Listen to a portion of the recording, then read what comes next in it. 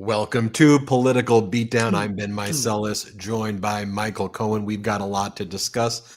Let's start at the top with the breaking news. New York Attorney General Letitia James wins again, although she didn't have to show up or really do anything. The Trump regime has yet again failed to secure an indictment against New York Attorney General Letitia James. In the past 2 weeks, they've tried 2 times. Remember that the prior indictment was thrown out and dismissed. Then they tried last week in Norfolk, Virginia, and they lost there. Or the grand jury didn't vote to indict, and they rejected the true bill. So then, I guess, in the infinite wisdom of this idiotic Trump DOJ, they go, all right, we didn't get it in Norfolk. Let's go to Alexandria. Let's try another area. And they got rejected in Alexandria. They presented a true bill to the grand jury regarding allegations of mortgage fraud. The grand jury looked at it and said, they didn't get a majority of the grand jury. We don't know the full count, but this was rejected yet again. Everybody knows the saying that you can indict a ham sandwich. And the reason for that expression is that in these grand jury rooms, there's no judge.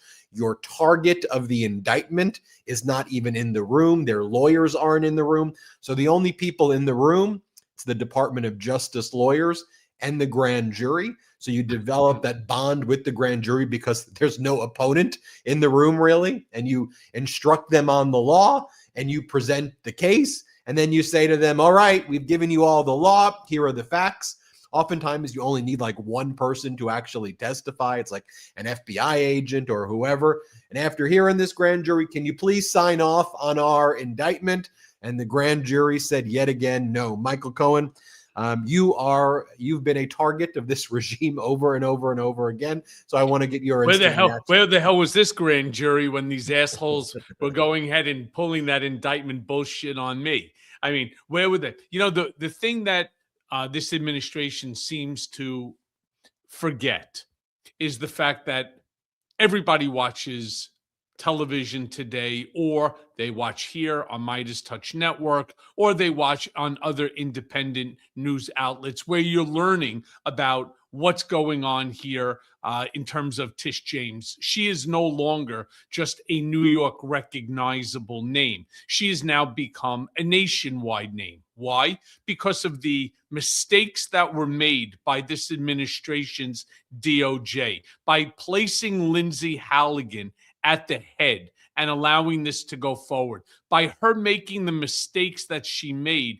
in terms of obtaining the first indictment and so on and so forth. Well, that's the real problem here. So people are saying to themselves, okay, look, we already know a lot about this case. We know, for example, that the entire amount is $18,000. Do we think that she really messed up? Do we really want to indict her? Is this not political retribution? Well, the answer is it probably is. Is she guilty? Did she make the mistake? Absolutely. All right. Absolutely. There must be a mistake. Nevertheless, that doesn't mean that you have to indict. Figure it out, work it out, but don't bring the court system into this political nonsense. And that's the message that grand juries are obtaining. But I will just take one more moment to say what this is doing right now is so helpful to this process, because you heard Ben turn around and say, in fact, there is an adage, you can indict a ham sandwich, and for all the reasons that Ben elucidated on. Here's the problem for now these prosecutors. People are looking at these prosecutors now with cross eyes. They're going to now have to provide a whole lot more information, I believe, to these grand juries, before which these grand juries come back with that 98% acknowledgement of the indictments. And you know what? That's good for the system. Well, think about if you're a criminal defense lawyer on any other case in the country right now, any other case, take any other topic, not these high profile ones. Your client is charged with drugs, human trafficking, terrorism. You as the criminal defense lawyer go, we know that this DOJ right here is out there giving the pardons to his billionaire friends and attacking his enemies. We know that this DOJ has zero credibility. You see the posts that they're making every day. Heck, Donald Trump's out there attacking his own FBI. This, the FBI agents that you saw testify at this trial? Yep. Donald Trump's out there saying that they're the deep state. So I want you, ladies and gentlemen of the jury, to think about that when you deliberate. Is that reasonable doubt right there that the president of the United States currently is saying his own FBI that testified is the deep state out to get him? And you could just imagine, even if the criminal defense lawyer doesn't go that route, it's now kind of common knowledge to the American people, not even in a political way of Democrat, Republican, in a way of competence, right? Especially in these communities, Washington, D.C. and Virginia, where you have a lot of indictments in these political cases and adjacent political cases, where you have grand jurors who know what's happening and they're following the news. They know, to your point, Cohen, that this DOJ is bad, like not bad, like incompetent, and that they are not. I think it's more than just this one specific DOJ. I think people are now finally understanding that the entire process has been flawed for a very long time. Now, am I going to turn around and say that this administration hasn't taken it to the next level? Of course they have. But this DOJ, this system has been fucked for a very, very long time. And I think people now are much smarter, and they have learned a lot about the process, and most importantly, that they can't trust it. You have someone like Halligan, who in the grand jury proceedings regarding Comey, we know about that. That case has been thrown out, and they're trying to figure out how to revive it. But if they can't revive Tish James, they're not going to be able to revive Comey. And she brought a witness who was the wrong witness, right? This FBI agent who was exposed to attorney-client information and whose information was tainted.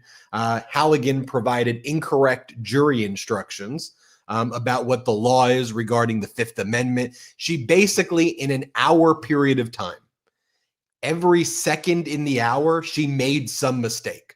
Like, you could not have done a worse job than she did, because she got everything wrong. The witness, the instructions, the actual indictment itself. She went back. The number of counts. She had the foreperson sign the wrong document that was never shown to the full grand jury, and then played it off like it was the right document. Everything wrong. And then you have the Attorney General, Pam Bondi, jump in and ratify all of it and say, yeah, this is great. This is great. And then they put out a statement, Todd Blanche and Attorney General Bondi, saying that it's the federal judges that are to blame right here. And they're being mean to Halligan. Halligan's still out there, Cohen. Ben, what are they being? What'd you say? What did you say that they are? They're being what? Well, what I said? Mean. Yeah, mean. The judges are being mean to Halligan. They're treating why are you telling her that she can't put her name on the pleadings? Like, why are you doing that? And it's because she's not the United States attorney. Yeah. And by the way, the part that makes it even crazier, people don't realize this. Every single form that has her name attached to it, and what if we're talking about legitimate criminals, like, real criminals, anything that has her name on it is tainted now, which gives the defense attorneys the opportunity to go and have the entire case dismissed as improperly brought. Not only Lindsay Halligan, the same holds true for Alina Habba in New Jersey. I mean, you're not talking about, these are the only two cases that they have their names attached to. No, as the U.S. attorney, their names are attached to many, many cases. And all of those cases are now, as far as I'm concerned, if I was there, if I was the client's defense counsel, I'd be making motions for dismissal based upon the fact it was brought improperly. Yeah, unfortunately, Alina Habba finally resigned after pretending to be the United States attorney for many months after being disqualified. And now in the Eastern District of Virginia, you have Halligan out there. Again, she's saying that she's the United States attorney, and she puts her name on all of the documents as the United States attorney, and she doesn't, she could just remove her name and these prosecutions can go forward. Like, her name doesn't have to be on there, or she can call herself a different role, but just not the United States attorney. But it's like a sociopath. It's like, imagine getting fired from a job, which she is effectively fired from the job, and just continuing to show up. It's like the George Costanza, like Yankees writing the sign, right? It just keeps showing up and pretending that you haven't been fired, except this is real life. And the federal judges keep telling the line prosecutors, like the day-to-day rank and file prosecutors, get her name off. And they're yelling at the prosecutors, the other prosecutors, why is her name on this thing? She's not the United States attorney. And then sheepishly, all these, prosecutors go, we have no choice. Main justice in DC, they're forcing us to do this. And then the judge is like, well, you're going to be impacting these cases. And the prosecutor's like, there's nothing I can do. And so, yeah, the DOJ right now has zero credibility, I think, in the American people, in front of these federal courts, who are all looking at it this way. Major breaking news. Despite Donald Trump's threats, the Indiana State Senate has rejected the Trump-backed gerrymandered map, leaving the existing map in place. Donald Trump's been threatening all of those state senators in Indiana. If they voted against him, then you had the Heritage Foundation's Political Action Committee. They've been posting, we're going to go after you in Indiana. We're going to make you suffer. And, and then Don Jr. posted, but we just learned in the past 30 seconds, we could report this major breaking news. Indiana State Senate has rejected the Trump-backed map. Cohen, what's your reaction to that? Not surprised, to be honest. I think everybody right now is concerned about this entire gerrymander. You do it when you're required to, which I believe is every 10 years, but these mid-term gerrymanders, especially the one that I found to be the most the most grotesque was the one in Texas, where they actually came out and they said, yeah, we gerrymandered based upon race, absolutely, and yet they still approved it. It's very hard for me, to understand that sort of ideology, that sort of belief system where you're actually looking to limit an individual's right in terms of electing their official based upon the color of your skin or based upon your ethnic origin. I just find, I really always believed that America was traveling in the right direction, on the right road.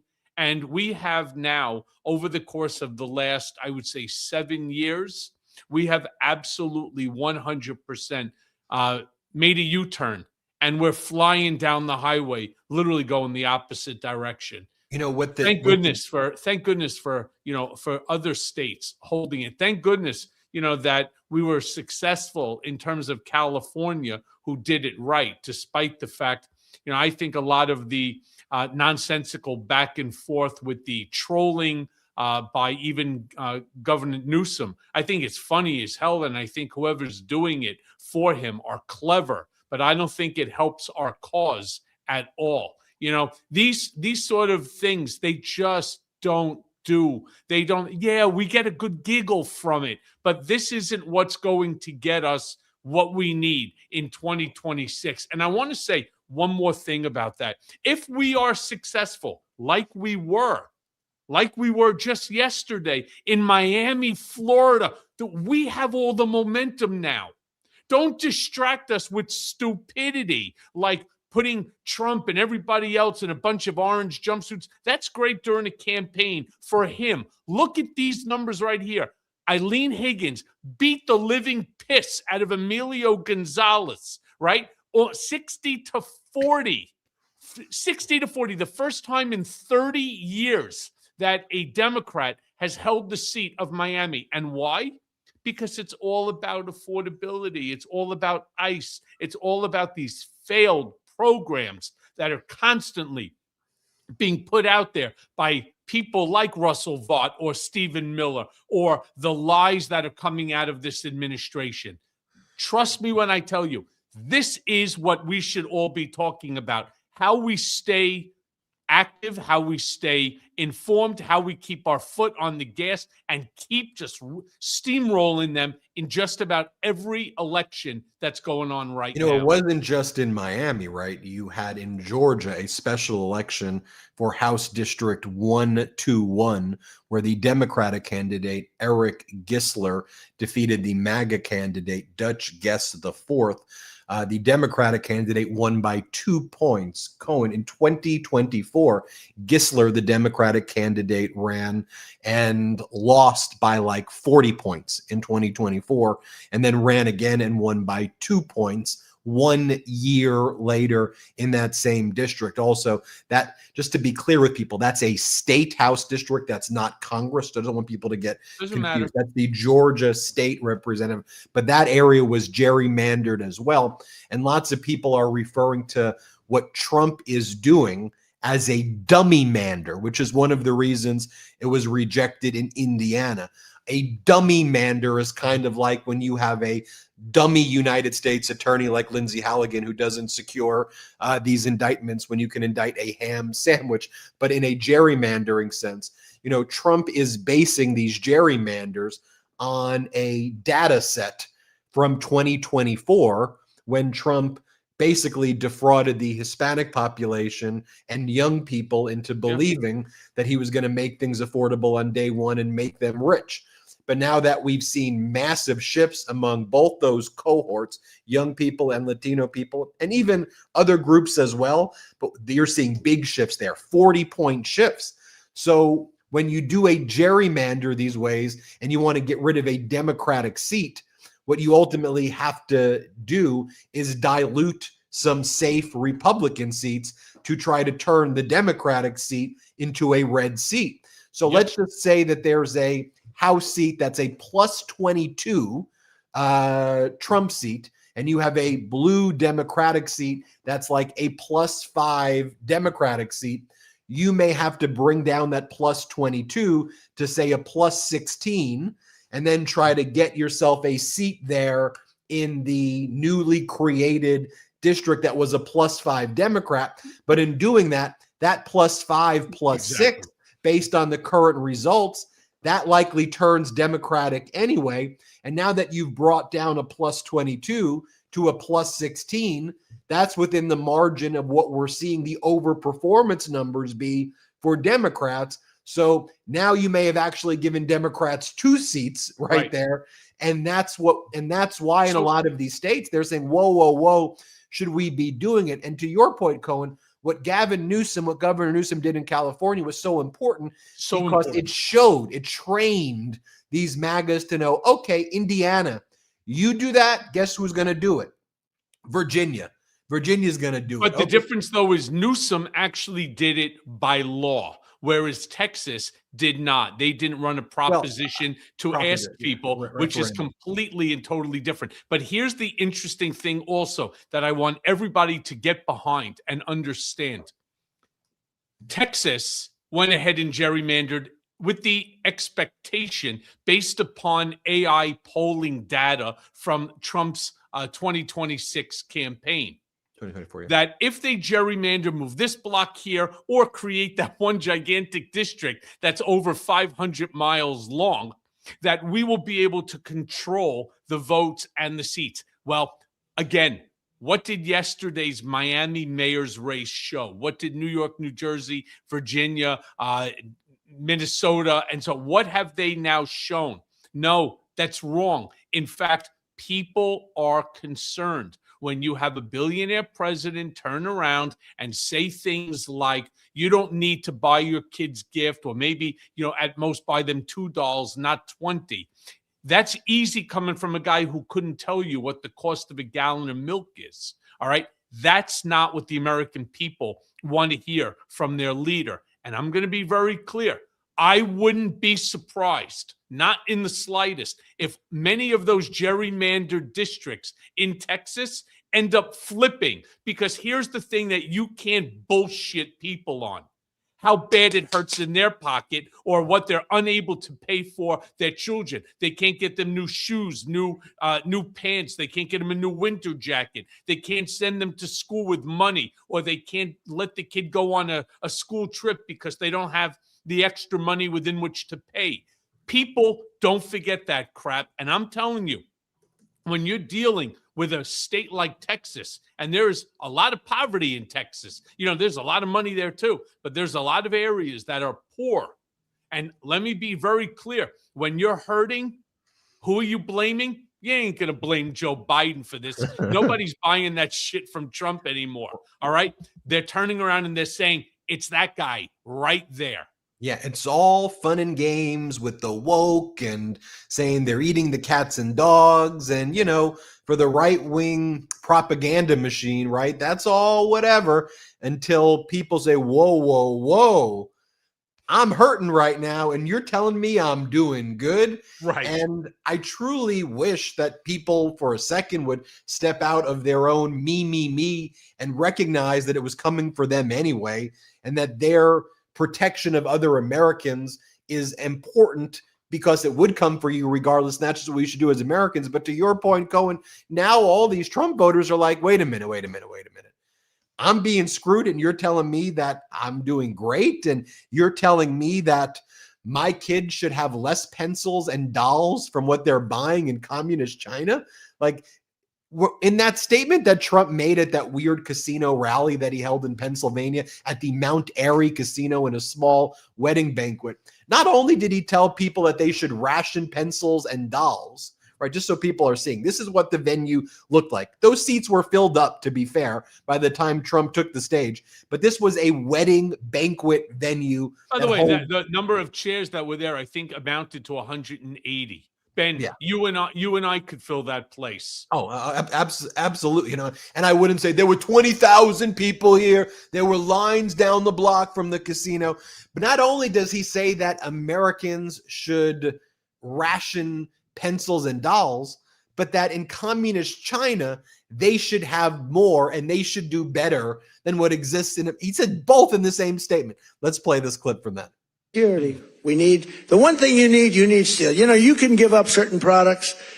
You can give up pencils. Because under the China policy, every child can get 37 pencils. They only need one or two. They don't need that many. But you always need steel. You don't need 37 dolls for your daughter. 2 or 3 is nice, but you don't need 37 dolls. So we're doing things right.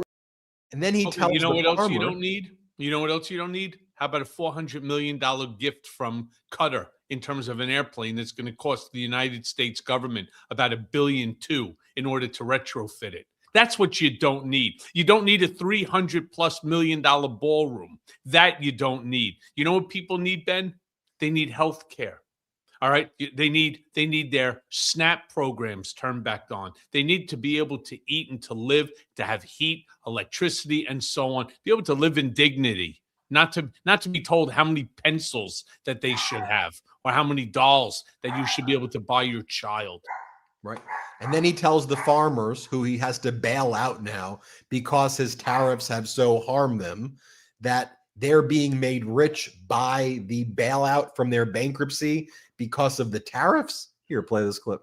Some countries played a little cute, and we just gave them right out of a tariff money. Cost us nothing. Right out of the hundreds of billions that we've taken in, we gave the farmers a little help, $12 billion, and they are so happy. And all they want is a level playing field, and now it's happening.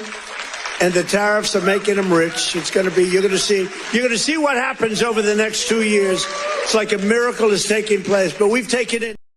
Oh, praise the Lord. Miracles taking place. Donald Trump took imaginary tariff money and he's now providing a bailout yet again to our farmers. By the way, I've spoken to a couple of farmers. All right. I've spoken to a couple of farmers and they we don't want a bailout. We just want to work. We want to be able to sell our product like we were in the past and to make our own money. They don't want to be considered charity cases. They work, They're really hardworking people, right? I mean, this is generations. People don't finish, for example, law school, Ben, like you, right? And then turn around and say, you know what? I want to be a corn farmer. Yeah, that's what I want to do. I want to take my education and I want to become a farmer. It's generational. They love the land.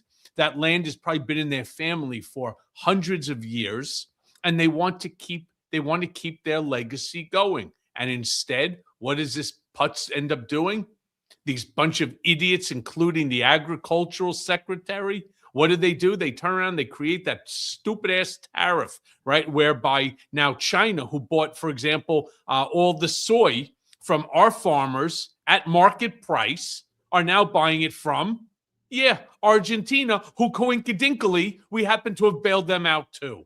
So somebody needs to explain to me how any of this shit makes any sense at all. And then we go and give China the H200 semiconductor chip from NVIDIA for basically nothing. And Trump says, oh, we're going to get $25% sign, which I think he means 25%. So we're going to give our most highly classified chip, that's a matter of national security, to China for $25%, whatever the hell that's supposed to mean. Cohen, for nothing, by the way, nothing back, okay? Can I say one more thing about those chips, Ben? Something I brought up last time when you and I were talking. How about the fact that right after they get their hands on the first chip, the first H200 chip, we all know, just one, right? So maybe he'll make 25%. He's going to make 25% off of whatever NVIDIA is going to be sending to them. But NVIDIA will not be sending them more than one chip because they will dissect that chip. They will have 50 of their top Chinese scientists sitting there pulling that little fucker apart, and they will copy the IP. And when you say, wait, you're infringing on my IP, they'd be like, fuck you. China doesn't have IP. All right. You could sue us all you want, but we're still, and by the time that they finish, they will have the identical chip, which is very much what they do with every single thing that they manufacture. Cohen, it's such a great point, and China already announced that that's what they're doing. Xi Jinping responded to Trump and said, thanks, but we don't need that many. We're going to still put these export controls on because we have a company, Huawei, here that's building its own semiconductor chips. And so we're only going to purchase a few of them anyway. And that's exactly what Xi Jinping's like, we don't want all of them, actually, because they want to protect their own semiconductor producers. So what they're going to do is exactly what you said earlier this week. And Xi Jinping said it. And then Trump turns around and says, it's okay. It's okay if we give it to them because we're coming up with bigger and better chips. And so, well, we don't have bigger, better chips than the H200. And that's what they said. That's actually what Trump said. They said, what? I'm telling you, that's exactly what he said. It's verbatim. Verbatim. Because then the Trump regime said, well, we had to give them the chips because Huawei was going to make it anyway. So if they were going to make it, that's why we gave them the chips. But then why would your own DOJ be prosecuting people the same day as your announcement for giving these chips to China or trying to procure chips for China, knowing that if those were in the hands of China, it would make a massive security threat to our country? Now, former President Biden laid out a very meticulous strategy when it came to chips. And it was, we're not going to give China. It had all of these export controls on them. We're not going to give it to Saudi Arabia. But the Republicans all attacked Biden's plan. And Biden's plan is, we're not going to give them to China, but let's figure out a way to develop these, still promote NVIDIA, but protect our national security. And it was all of the Republicans, this stuff doesn't get enough attention, saying Biden's plan compromised the national security because it would still allow for people to steal it and then try to smuggle it onto a black market and give it to China. So people attacked, the right wing attacked Biden for not giving it to China. The idea of smugglers may get it and put it on the black market. Trump just gives it to them, and you'll have like Ted Cruz and the Republicans go, great move. And that's some of the fundamental problems that I have, frankly, for me, don't come from a political position in the normal sense of how that word is used, because what these Republicans are doing is not like Republican. It's not conservative. There's no cohesive ideology to anything they do. It's just, what does Trump say to us to do one day? And Donald Trump says it and they do it. And that's This it. is a national security risk to each and every one of us. Plain and simple. That's why Biden didn't want to give it to China. That's why we don't want to give them to Saudi Arabia or to others. Donald Trump, for whatever the reason may be, has absolutely taken that concept and thrown it out. Now, just imagine, hypothetically, if China was trying to knock off, say, Lay's potato chips. That would send him up in flames. He would never allow them to do such a thing. But our national security in the most highly sought after on an international black market are these H200 chips. And instead, we're saying, don't even try to figure out how to get them. So, fuck that. Don't even try. Instead, why don't you just call up Trump, send him something shiny like, I don't know, a crown, and make sure that it comes with a certificate of authenticity. I don't know, maybe put some plaque that has a 5 pound of gold base to it, or maybe offer him an aircraft. Who the fuck knows? But there's no point anymore in trying to smuggle it and trying to obtain it, trying to get the IP, intellectual property schematics for it. Now, all you got to do now is call up and say, Mr. President, sir, you are truly making America great. You are the smartest. You are the most out-of-the-box thinking president that the United States has had in 250 years, which is no doubt the reason that they are going to place your face on the side of Mount Rushmore next to the other great Americans. It's no wonder that they're naming the building International Building for Peace after you. It's no wonder that they're going to put a acknowledgement of your incredibleness in front of Arlington Cemetery in the image of the Arc de Triomphe, the Arc de Trump.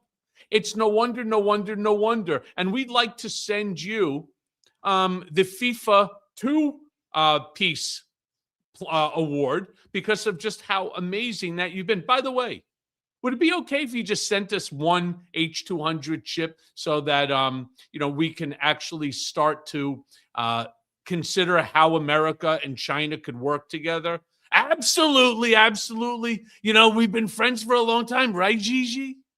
That's how it went. That's just literally how stupid, I guarantee you, the conversation went. And ultimately, when we take back the House and, God willing, the Senate, which may even be a possibility now, they will start doing investigations, and those phone calls are actually recorded. You will hear, probably verbatim, exactly what you just heard from me a second ago. Let's take our first and only quick break of the show. A reminder, hit subscribe on this YouTube channel. Let's get to 6 million. You may think you're subscribed, but you may not be. So check that you're subscribed. Cohen's on his way to 500,000 subscribers. Minus 1,000. Yeah, less than 1,000. So there's enough people in here to get him over that number. So make sure you're subscribed to the Michael Cohen Show on YouTube as well. Subscribe to the Mea Culpa audio podcast, wherever you get audio podcasts, and check out Substack and subscribe to Michael Cohen Substack. This is our only break of the show. We will be right back when this ad is over. Boom. You ever open up your closet, you put on a shirt, and instantly you wonder why clothing companies hate us? Too tight in one spot, ballooning out in another, like it's personally offended by your existence. Well, that used to be my entire wardrobe until I switched to True Classic. I mean, these guys had one mission in mind: premium, comfortable clothing for real people who don't want to drop designer money just to look like they bothered to get dressed. And clearly, the mission worked. 25 million shirts, 5 million customers, 200,000 5-star reviews. That's not a fan base. That's a movement. But here's what hooked me. True Classic isn't about fashion theater. It's about confidence. You throw one on and suddenly the shirt fits the way shirts are supposed to fit. Tailored where you want it. Relaxed where you need it. no bunching, no weird shoulder puff, no stiff fabric making you feel like, I don't know, you're wearing a cardboard cutout of yourself. And now they've got options for everyone, men, women, kids, which makes holiday gifting dangerously easy. And instead of guessing sizes or, I don't know, buying someone a sweater they'll pretend to like for exactly 14 seconds, you give them something that they'll actually wear. And not just once, like for real. I've been wearing True Classic for a while now, and I'm telling you, the moment it goes on, you feel the difference. It's not trying too hard. It's not underperforming. It's just a clean, sharp, comfortable fit that makes getting dressed the easiest part of your day. And I'll take that as a win. So skip the pricey designer stuff that costs more than a therapy session. Give comfort, give confidence, give True Classic. And you could grab them at Amazon, Target, Costco, Sam's Club, or avoid humanity entirely and just order straight from trueclassic.com/beat. So upgrade your wardrobe and save on True Classic at trueclassic.com/beat. That's True Classic, TrueClassic.com/beat. Go now. Every year ends the same. You know, more opinions, less peace. And honestly, this holiday season, I'm over it. Headlines, family debates, endless group texts. You deserve a ceasefire. I deserve a ceasefire. And that's why I turned to IndaCloud. You know, the first time I tried it, one gummy later, the news ticker in my brain, it finally took the night off. And now I add a 0 sugar, 0 calorie THC soda to the mix. Same calm, just faster reporting. Stress gummies for when democracy feels like a team sport. Sodas for tuning out the noise. Pre-rolls for when you just cannot anymore. You know, that period you just can't.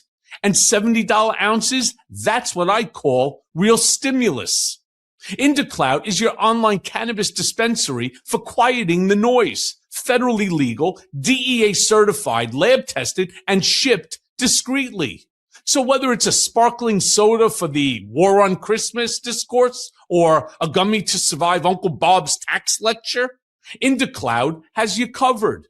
And here's the best part. If you're 21 or older, visit indacloud.co and use code BEAT for 25% off plus free shipping. Let me repeat it. That's indacloud.co, INDACLOUD.co. Use code BEAT, B-E-A-T. You'll get 25% off, free shipping, and one less headline in your head. So this season, take a sip, chew a gummy, or roll one up and enjoy responsibly. And most importantly, thank you to IndaCloud for sponsoring today's show. Welcome back. Thank you, IndaCloud. Thank you. Great sponsors, great ad read there, Cohen. Again, that was big news out of Indiana. For those just tuning in, Indiana rejected Trump's attempt to gerrymander, despite all the pressure that Donald Trump put on them. You had the Heritage Foundation's Political Action Committee saying President Trump has made it clear to Indiana leaders, if the Indiana Senate fails to pass the map, all federal funding will be stripped from the state. Roads will not be paved. Guard bases will close. Major projects will stop. These are the stakes. And every no vote will be to blame. And they just said, you know, we're not doing that. The bill was soundly defeated, 31-19. Pretty big stuff right there. You know, as part of this speech that Donald Trump gave, if we even want to call it that, you know, he also did his weave where he just starts saying random things and he goes, I call it the weave. I call it the weave. And it's just, I want to get your take, Cohen, because, you know, we've been following this deterioration in Trump's speech abilities and him falling, you know, or him closing his eyes. And you say that's what he's normally done, but just focus on the way he gives, you know, these speeches. Now it's just all over the place. It's just a bunch of word salad, even with no coherent thought. In all fairness, anytime he goes off script, that's what it becomes. In all fairness, I want everybody to go back, if you have the patience and the stomach for it, and watch the very famous one where he descended down the golden escalator and he talked about everything from Mexicans being rapists, murderers, drug addicts, but some are good, all the way to God knows what. When he goes on those rambles, none of it makes sense. If he stays on script, which of course he never does, then we don't have as much to talk about. Yeah, But this true. rambling bullshit's been going on forever. I've seen the videos, though, in the first term at those speeches. I've seen the 2020 election speeches, the 2015. There's in my opinion, a massive difference in how he speaks, how he delivers it. And, well, let's just show you the weave. Here, play this clip. Sure. So it's November 5th, and it's also, again, it's a thing called tariffs. And I told you, I was about to say that, because I love the weave. The weave. You know what the weave is? You go here, bing, bing, bing, bing. You always have to get back to the right location. But otherwise, they'll criticize you for straying from the speech. By the way, if I read what's on the teleprompter, you'd all be falling asleep right now. Yeah, they'd be falling asleep right next to him in the Oval Office. Nah, I mean, it's the same shtick over and over again. You see, here's the problem, and I'm going to be very straightforward here, and I hope people take this for what it is. Donald Trump doesn't prepare. In fact, he didn't even read that speech. If he glanced through it while he was on the airplane, making a couple of notations here or there, that's the best that you're going to get. While he's standing up there, he gets a thought. And the thought has no logical basis into it. It's not predicated on accuracy. There's no data within which to support it, but it doesn't matter because it's in his head.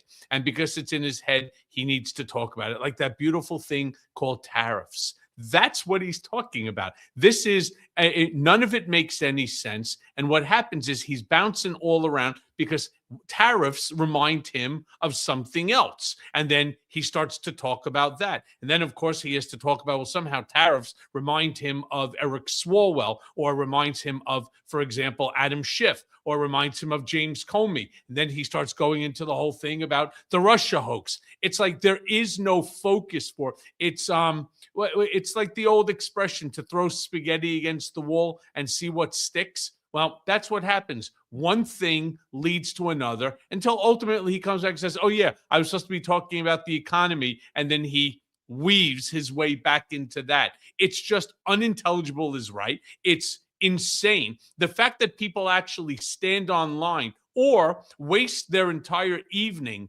listening to this nonsense, that's the thing I really would like to have an investigation done on. What's wrong with these people that they can turn around and waste all night long to listen to some babbling nonsense? It doesn't make, it's like going to a bar, right? And the whole purpose is not really to have a drink or to shoot some pool, but to find the drunkest guy there and to engage him in a conversation on kite flying.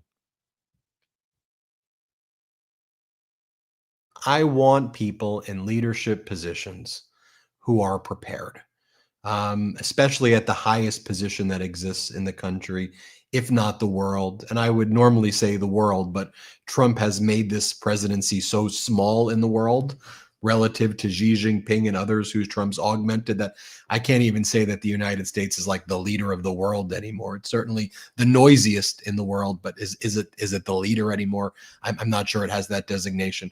But a lot of the reasons that I even got in to talk about politics is that I wasn't a political person, but the things I was seeing that were being called politics, competence, facts, preparation, democracy, I was surprised that it was being viewed along political lines when I was a lawyer and not doing this stuff. And then I looked at it and I said, well, this stuff is impacting the country in a way that is so detrimental. And to the point that you're making, you go, he's never prepared.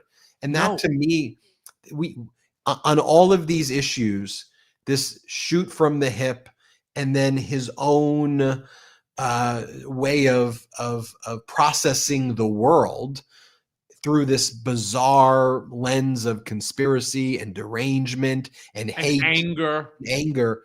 The outcomes are not positive outcomes. And that's the reason why he's bankrupted so many things. He's been able to rally people around projects in an unprecedented way in this country's history, if not the world's, to movement, to do things, the presidency. But then when he's there, he then just it's all based on these lies and bringing people through all of these fabrications. And then you know what the worst part of that is? You know the old expression, monkey see, monkey do? Yeah. So, okay, you have the chief monkey doing this. And for whatever the reason may be, people have become expecting of him to do this. But he now has an entire team of stupids.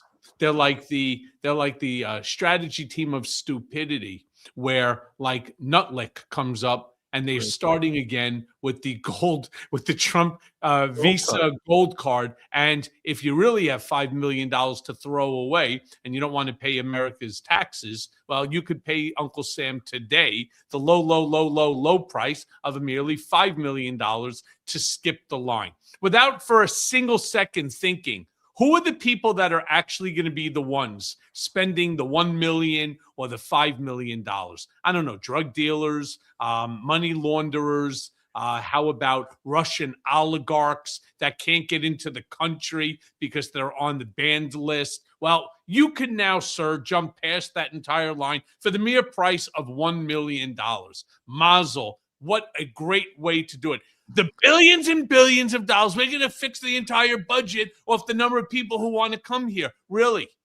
And then they shit all over the person who's coming here to the border that they can't afford $1 million.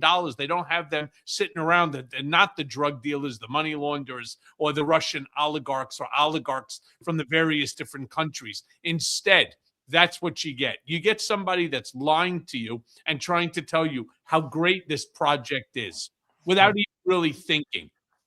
But it gets worse, because then you have an investigation into ICE, and you get Kristi Noem called now before the committee. And what does she do? Right to your face, with the arrogance of, I guess, our president. They turn around and they lie right to the American people. Fuck the 1001 violation of knowingly lying to Congress. That doesn't matter to any of them. They all feel empowered to do and to say what you want. And just as soon as you finish throwing up from a Kristi Noem cabinet hearing, well, out prances Machine Gun Lips Leavitt herself, within which to promote and regurgitate the same lies and bullshit over and over and over again.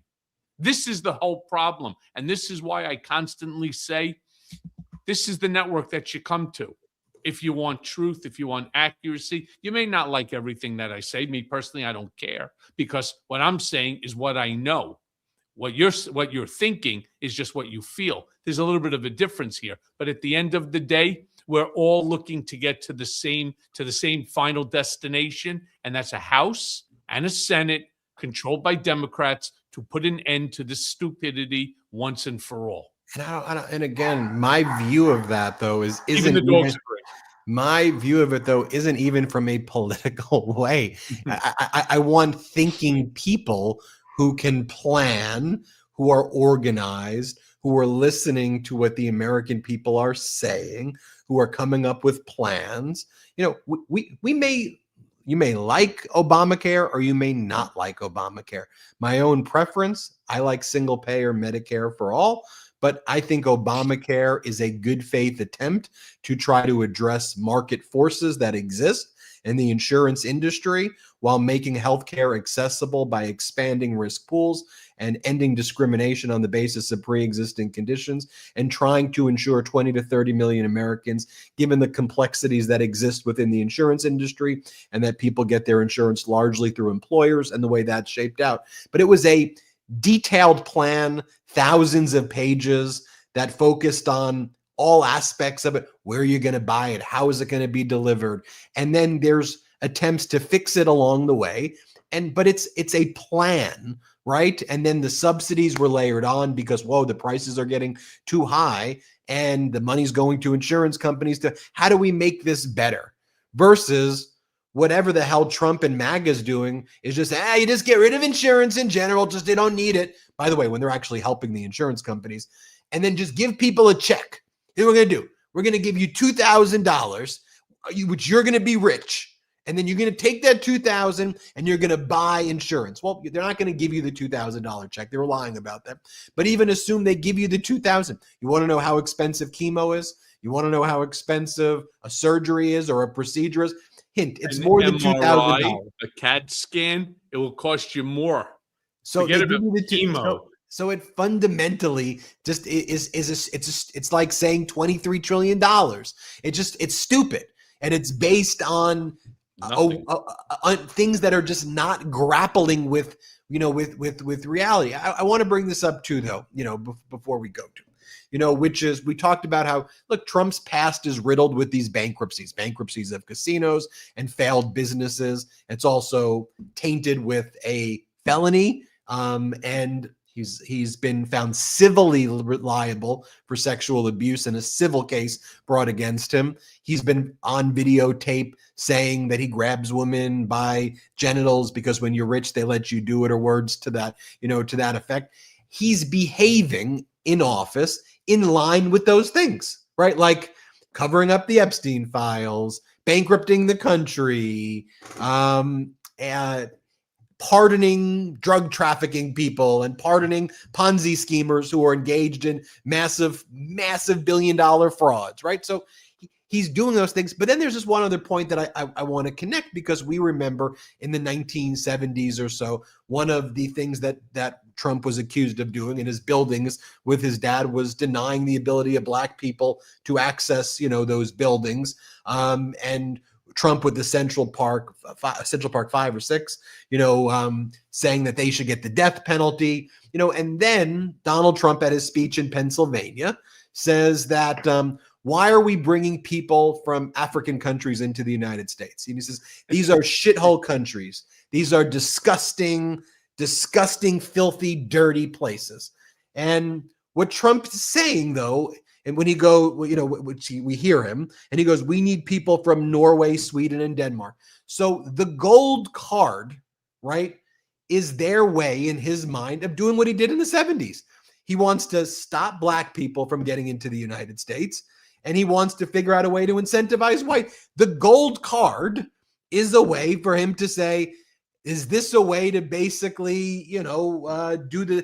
But Ben, I'm so sorry. Jeremy, don't take this picture down. I want our I want our brigaders to take a look at this fakakta card. First of all, United States of America is like in 14-point font, right? Trump, gold card in the same, his signature probably in 18 font. But look at the size of the American flag there at the bottom left corner. Look at somewhere off over camera right, or his left shoulder, it's called camera right, is a tiny little Statue of Liberty, right? Look at the bald eagle basically hanging out there by his front jacket pocket. Look at the size of Donald Trump in this. This is, if you're going to create, for whatever reason, a gold card, right? Seriously, shouldn't it have the United States of America on it? Maybe the Statue of Liberty to immigrants come here, right, to our country. Maybe it would have a giant bald eagle or something like that. No, and no. It's all about the branding. He's legitimately trying to rebrand the United States of America into his image, whether it's going to be the 250th anniversary coin that will have his name on his face on front and back, whether it's going to be the picture of him hanging off the side of the Fed building, whether it's going to be the Arc de Trump, whether it's going to be the Trump ballroom, whether it's going to be the blah, blah, blah, blah, blah. It doesn't make a difference. He is literally in front of us in real time, rebranding this country to the name Trump. Plain and simple. I think it's insane. It's the Trump gold card, the Trump platinum card, the Trump corporate gold card. And did you see the Trump branded national park passes? So the annual park pass, where people want to go to all the national parks, you buy them as one, and you can then visit all of the parks, right? And then every year people look forward to, it's usually an image of like the bison or a bald eagle or, something that's in a national park. Cohen, what's your prediction of what the card looks like this year? It would definitely have Trump's face onto it. And Trump- by the way, if you noticed, the only day now where it's free to go into the national park is Trump's birthday. Why? Because he wants everybody to know exactly what his birth date is. No more Juneteenth, no more Martin Luther King, no more of any of that. No more. So now it's a photo of him and George Washington, and you're forced, if you get this annual pass, to have an annual. And people are so pissed because people love going to these parks, and Trump's destroying the parks.